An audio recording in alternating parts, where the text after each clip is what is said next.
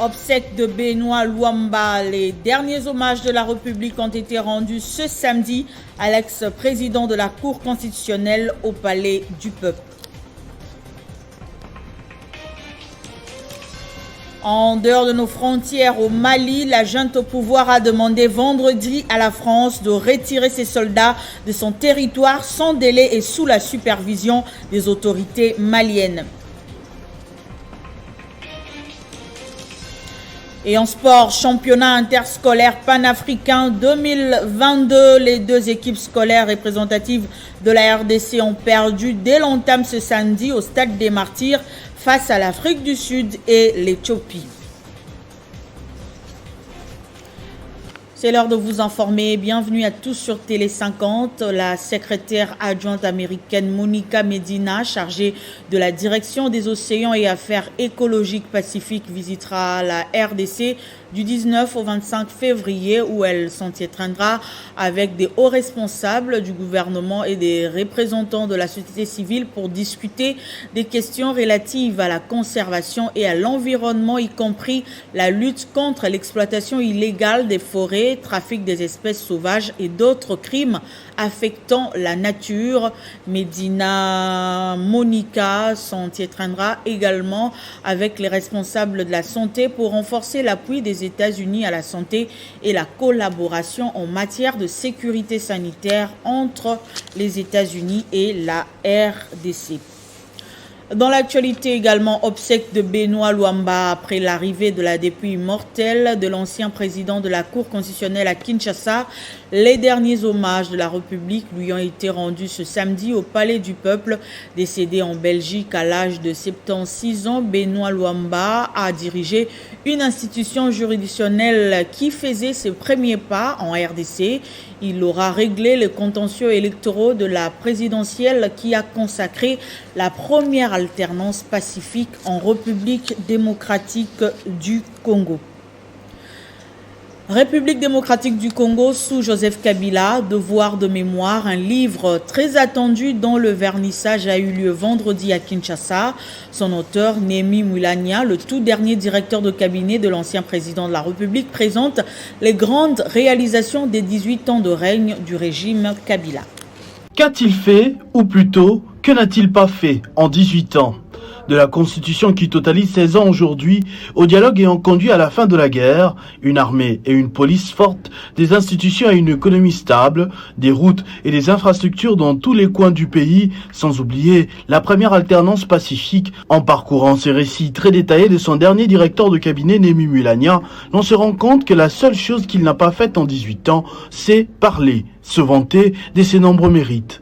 Dans le souci de rétablir la vérité et de corriger l'histoire inculquée dans la mémoire collective, la République démocratique du Congo, sous Joseph Kabila, Devoir de mémoire, relate étape par étape comment les géants au pied d'argile a été transformé en un Congo debout par l'ancien président de la République. Dans ces 386 pages rédigées par Némi Moulania et préfacées par Joseph Kabila lui-même, il est raconté comment, victime de son silence, un chef d'État a souffert des campagnes des Congo pessimistes durant ses différents mandats où il a pourtant travaillé d'arrache-pied depuis ses 29 ans d'âge, arrivant à la tête du pays dans de malheureuses circonstances. Ce qui fait de lui, au-delà même des frontières de la République démocratique du Congo, un leader africain parmi les plus énigmatiques. 3 ans après sa passation de pouvoir, il est encore au cœur des attentions et des débats, et plusieurs hauts dignitaires du pays, parmi ceux qui l'ont côtoyé directement ou pas, ont pris part à cette cérémonie de vernissage, témoignant à la moindre occasion des efforts fournis par cet homme, animé d'une forte passion pour le Congo. Présents à cette cérémonie, plusieurs acteurs et personnalités de la vie publique et privée ont salué le courage, la constance et la détermination de l'homme qui a marqué l'histoire du pays. 3 ans après l'alternance pacifique au sommet de l'État, la puissance de son action et surtout de sa passion a été plébiscitée. Vous savez, c'est un devoir de mémoire, la République démocratique du Congo. Et c'était très important que l'auteur que nous félicitons ici puisse nous faire revivre en fait tout ce que nous avons connu, les réalisations du président honoraire Joseph Kabila, lors des 18 ans de son règne. Et nous voulons ici vraiment que ces livres soient lus, soient relus et surtout soient mis à la disposition des générations futures. Non, j'ai beaucoup apprécié le travail qui est fait et surtout le devoir de mémoire. Nous devons savoir reconnaître les choses telles qu'elles sont faites. La vie aujourd'hui est faite de l'histoire et de l'avenir et je crois que l'histoire nous permet de bien ajuster notre avenir. Sa passion pour le Congo se résume en beaucoup de réalisations, la refondation de l'État, la reconstruction du pays, beaucoup de réformes, beaucoup de réalisations. Et ces livres permettent à ceux qui doutent ou ceux qui n'ont pas encore de la matière de la voir. J'invite en tout cas tout le monde à lire ces livres, à la voir comme moyen d'appréciation de ce que Kabila a fait pour le Congo. Et moi, je suis le témoin vivant, je continue à vivre ce qu'il fait pour ce pays et c'est une très bonne chose. Beaucoup de choses ont été dites sur les 18 ans du président Kabila, sauf la vérité, sauf sur ce qu'il a fait pour ce pays sur tous les plans. La vérité était nécessaire pour que demain nous sachions comment poursuivre l'œuvre commencée, l'œuvre de la reconstruction, l'œuvre de la grandeur et de la dignité du Congo et des Congolais. Bon, ce qui est intéressant est que c'est un acteur qui a écrit. Au moins, on ne va pas dire que c'est après la mort de Kabila, c'est après la mort de Némi, que n'importe qui pourra raconter même des choses qu'il a appris auprès de quelqu'un d'autre. On a laissé le mensonge monter en puissance. Maintenant qu'il y a ce livre-là, c'est ceux qui aiment la vérité d'y s'y ressourcer. 16e anniversaire de la constitution de la RDC, le cadeau de Joseph Kabila qui a permis au pays d'organiser 3 cycles électoraux jusqu'à la passation civilisée du pouvoir entre un président entrant et sortant. Les Congolais comprennent-ils les réalités constitutionnelles? Élément de réponse. Il y a 16 ans, certains d'entre ces élèves n'étaient pas encore nés. Dans les hauteurs de la colline inspirée, nous rencontrons des jeunes capables d'évoquer la constitution de la République démocratique du Congo sans beaucoup de précision. Constitution de la République démocratique du Congo. Tu en connais quelque chose? C'est grave, quand on ne maîtrise pas la constitution, c'est comme un chrétien qui ne connaît rien de la Bible. Alors comment va-t-il marcher pour plaire à son Dieu? Donc quand on ne maîtrise rien de la constitution, bon, on marche comme un aveugle et dans l'avenir ça peut poser des problèmes très sérieux. En 2006, après avoir hérité d'un pays en lambeaux, Joseph Kabila Kabange, dans son jeune âge, va doter la RDC de cette constitution que tous les Congolais défendent plusieurs années après. Jean-Louis Essambo, ancien juge de la Cour constitutionnelle, tient à ce que le concept constitution ne soit plus qu'un terme vulgaire dans les débats des rues. Il faudrait inculquer les vraies versions dès les plus bas âges possibles pour éviter les dérives à l'avenir. La Constitution du 18 février 2006 nous a permis de quitter cette période d'incertitude vers la période de la distribution démocratique du pouvoir. D'elle et à partir d'elle, nous avons organisé les élections de 2006. Nous avons réitéré en 2011. Nous sommes arrivés en 2018 où le pays a connu sa toute première alternance démocratique au sommet de l'État. Sans cette constitution, on n'aurait pas parlé de cette alternance démocratique au pouvoir. En qualité de doyen de la faculté de droit de l'université de Kinshasa, Jean-Louis Essambo a distribué la constitution aux élèves et professeurs de l'école Moamba pour que ces derniers s'imprègnent des réalités constitutionnelles et évitent l'ignorance de la loi suprême. L'actualité, c'est aussi le décès de Dorothée Gizenga, fille aînée du patriarche Antoine Gizenga, qui s'est éteinte à l'âge de 61 ans aux cliniques Ngaliema de suite d'une longue maladie. Un coup dur pour la famille biologique et politique du patriarche Gizenga. Nous y reviendrons avec plus de détails dans nos prochaines éditions.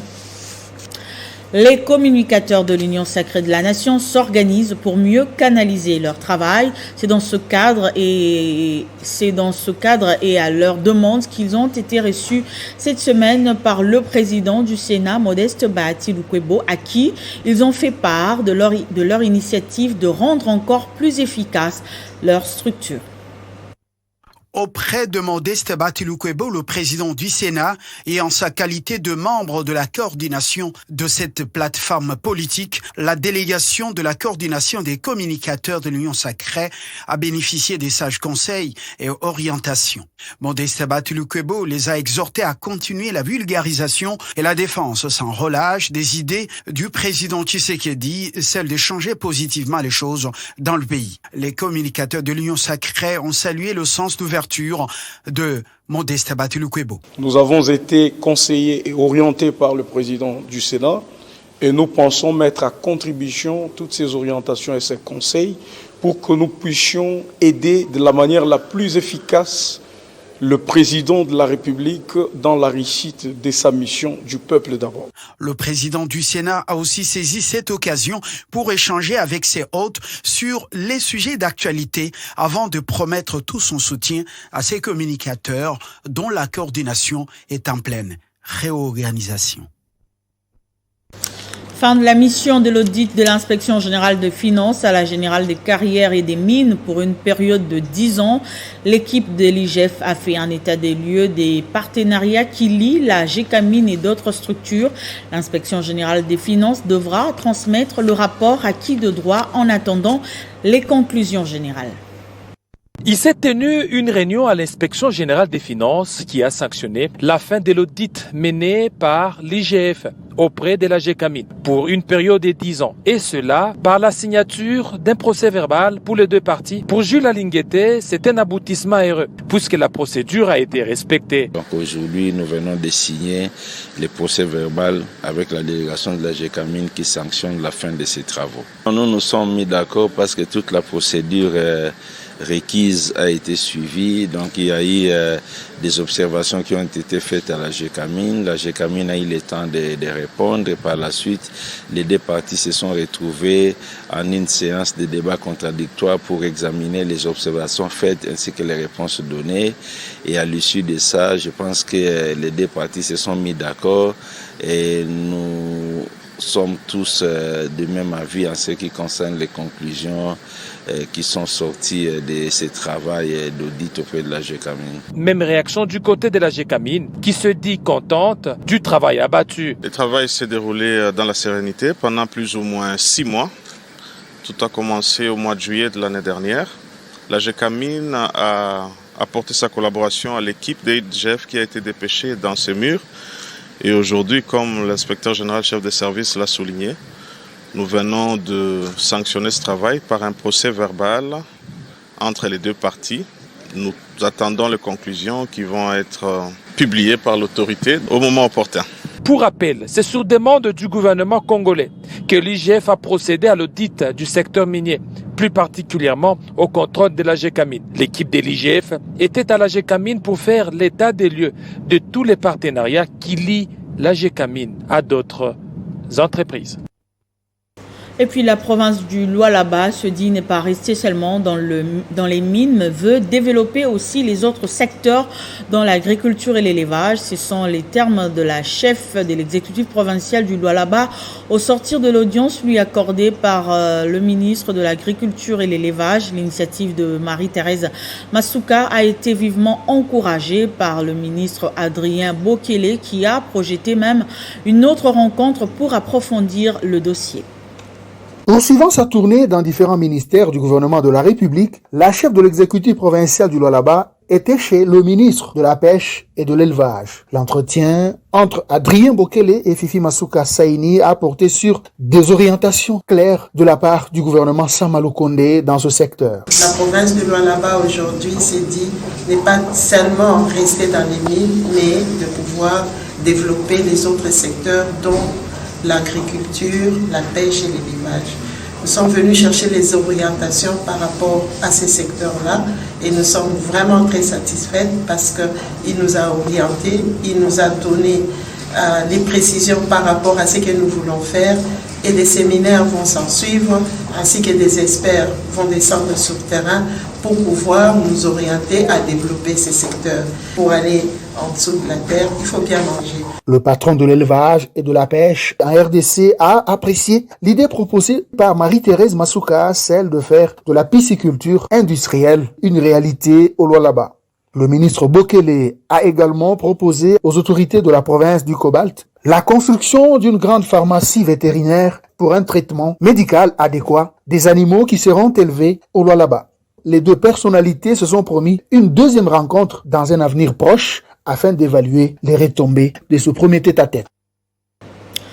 Et puis, lutte contre la Covid-19, l'appel à la vaccination est désormais un moyen efficace pour lutter complètement contre cette pandémie. Bien qu'en RDC, la 4e vague a été maîtrisée, les descentes sur terrain continuent pour recueillir des informations sur le type de vaccin, plus à dose unique. Arrivé en date du 30 novembre 2021 à l'aéroport international de Njili, le lot de vaccins Janssen a été acheminé à sa destination habituelle et approprié l'entrepôt ultramoderne du programme élargi de vaccination situé dans la commune de Lancelé, précisément à Kinkole, pour son stockage et conservation à la température indiquée de 25 degrés Celsius avant son expédition au point de vaccination préparé par le programme. Il s'agit de 1 400 doses de vaccins Janssen à l'initiative de Saving Lives and Livelihood pour renforcer le taux de personnes vaccinées en RDC afin de lutter contre la Covid-19. Dans le souci de palper du doigt le déroulement des activités de vaccination Janssen, la descente sur terrain se fait avec la presse dans différents sites de vaccination disséminés à Kinshasa. Les différents commentaires des spécialistes de santé ainsi que quelques personnes qui ont eu le vaccin Janssen ont été édifiants et interpellants. Dans les sites vaccinodromes situés à la place des Évolués dans la commune de la Gombe, selon le coordonnateur des activités de la zone de santé de la Gombe, les effets secondaires les plus fréquents ont été observés comme la douleur à l'endroit de l'injection, le maux de tête, la fatigue et les douleurs musculaires. Le variant Delta est présent dans 26 pays du continent. Les campagnes de vaccination se poursuivent sur le terrain et les livraisons des doses s'accélèrent. L'Organisation mondiale de la santé espère atteindre un objectif, celui de 30% de la population du continent vaccinée d'ici la fin de l'année. Et à ce titre, le vaccin Janssen à dose unique a convaincu plus d'un Congolais afin d'éviter d'être contaminé par la Covid-19. Et en dehors de nos frontières, les soldats français ne sont plus bienvenus au Mali. La junte au pouvoir a demandé vendredi à la France de retirer ses troupes de son territoire sans délai et sous la supervision des autorités maliennes. De son côté, le président français Emmanuel Macron, qui a rejeté cette exigence de la junte militaire au pouvoir, a annoncé que le retrait des troupes de l'opération Barkhane serait effectif d'ici 6 mois. On passe au sport. Championnat interscolaire panafricain 2022. Les deux équipes scolaires représentatives de la RDC ont perdu dès l'entame ce samedi au stade des Martyrs. L'Institut Uwezo de Goma chez les filles et le complexe scolaire Horizon de Bukavu chez les garçons se sont inclinés respectivement contre l'Afrique du Sud 0-1 et l'Éthiopie 1-2. Des rencontres en format football à 7, 2 fois 30 minutes de jeu. Dans l'autre match, les dames se sont encore inclinées face au Maroc 1-7 et les messieurs se sont ressaisis pour s'imposer 4-1 face au Bénin. Les autres résultats de la journée se présentent de la manière suivante. Sénégal-Éthiopie chez les filles 0-2 et chez les garçons Afrique du Sud contre Sénégal 1-2. Et après 2 ans de conflit à la Fédération nationale congolaise de judo, l'heure est à la réconciliation. Le patron des sports a réuni les deux parties en conflit. C'était au stade des Martyrs avec le comité sortant sous l'arbitrage du comité olympique congolais représenté par son secrétaire général. On écoute tour à tour Maître Alain Badiachile et Freddy Elonga de la FENACOJU. Le judo congolais connaît un moment assez difficile avec des conflits récurrents. Alors, à l'initiative de son Excellence, Monsieur le ministre des Sports, On a réuni les parties prenantes à ces conflits-là sous son égide avec la participation du comité olympique congolais pour arrêter ou prendre un train de mesures qui doivent ramener la paix au sein de la grande famille du judo congolais. Le ministre a décidé de mettre en place une coordination où nous serons associés. D'abord, pour essayer d'amender cette statut pour que ce soit viable et qu'il soit conforme aux standards. Et ainsi de suite. Donc après la mise au point de ces statuts, donc nous aurons l'étape de validation et après validation, donc les élections. Donc je pense que le terrain est balisé. C'est que nous aurons dû peut-être faire depuis longtemps, mais finalement le ministre a décidé de le faire maintenant parce qu'il comptait sur notre bonne foi pour aller de l'avant. Non, c'est une voie pour sortir de l'impasse. On aurait pu le faire nous-mêmes par le comité de fédération, mais on a été incapable d'arriver, d'atterrir. C'est si bien que le ministère prend les choses en main. Et puis, s'agissant du Mondial Qatar 2022, la date des barrages a été modifiée. Initialement prévue le samedi 26 mars, le match RDC Maroc a été ramené au vendredi 25 mars. Et concernant l'heure du match, ce n'est plus 14h, mais plutôt 15h, toujours au stade des Martyrs. Ce journal est terminé. Place au rappel de titre. Obsèques de Benoît Luamba, les derniers hommages de la République ont été rendus ce samedi à l'ex-président de la Cour constitutionnelle au Palais du Peuple. Et pendant ce temps, au Mali, la junte au pouvoir a demandé vendredi à la France de retirer ses soldats de son territoire sans délai et sous la supervision des autorités maliennes. En sport, championnat interscolaire panafricain 2022, les deux équipes scolaires représentatives de la RDC ont perdu dès l'entame ce samedi au Stade des Martyrs. Vous avez suivi les détails dans ce journal. Merci de nous avoir suivis et restez fidèles au programme de Télé 50.